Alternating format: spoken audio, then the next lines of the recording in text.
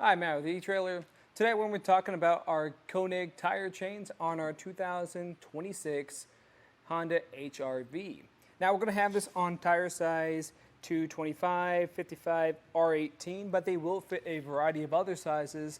So what I'd recommend doing is just checking what your vehicle has and then putting your vehicle information into a fit guide to make sure you're getting the right ones for you. Now this is going to be a assisted tensioning style. So when you're driving around, it's going to help keep things nice and tight. And I can actually show you how to get them on now. It's going to be pretty quick. All you have to do is make sure everything's laid out properly. There's no tangles, no damage here. This blue section closest to our tire. And on the other side, we don't have any connections made in the center here. You'll also notice we're going to have some hooks. We want the flat side facing up. So once I've done that, then I'll just grab this, slide this behind the tire, just like that. Once that's kind of roughly in place, I'll kind of divide everything up, make sure nothing got tangled up in that transition. And you're going to have this channel right here. This block is going to go right into there, just like that. But we're going to do this behind our tire. I'll show you how to do that. I'm just going to reach over here, just like that at the very top. Now we have that connection there. We'll maintain control of these and drape the rest over, making sure we didn't tangle anything up. From here you're going to have this red hook and this red link. Connect those. And now we can center this up on the tire, just like that. When that is centered up, I'll come down here. We're going to grab our links here. You'll notice we have a rubber piece at the very end of here. I'm going to put it through this red channel. And this red channel is going to have a silver lever on it right there. It's just going to feed that through. I like to push mine in from the side, just like that. I'm going to pull on it then. You might need to kind of help guide it through. Sometimes it will get caught. Once we get this nice and tight,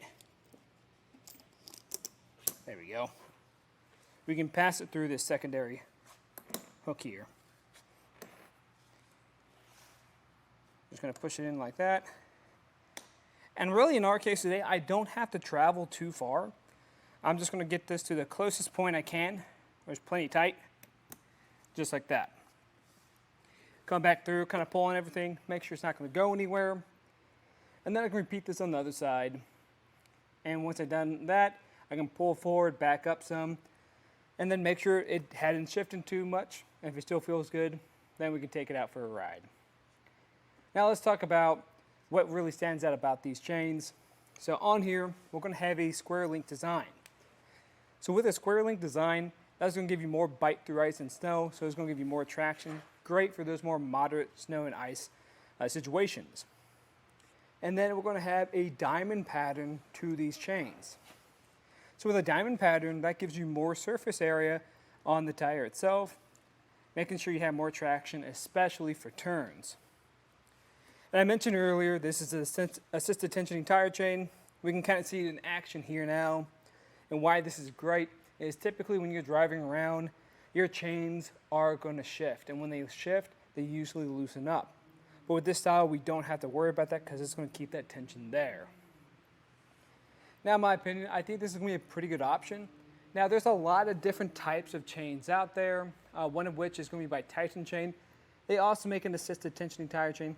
I like these, though. They are a little bit more affordable. And then on top of that, there's another chain by Titan Chain, and it's not really your typical chain style. It's going to be more of a snow sock style. And I like those too because it's even less work in my opinion. All you have to do is stretch it over one side, pull up some, and stretch it over the other side. With that one, you got to be a little bit more aware of your surroundings. If you're driving over any longer stretches of pavement, it can really tear up those socks. And that's why I really like these. You don't have to really worry about those paved areas. Well, it's not great for these. It won't destroy them. Now, of course, if you guys have any other questions, let us know here at eTrailer. And again, I'm Matt, and thanks for watching.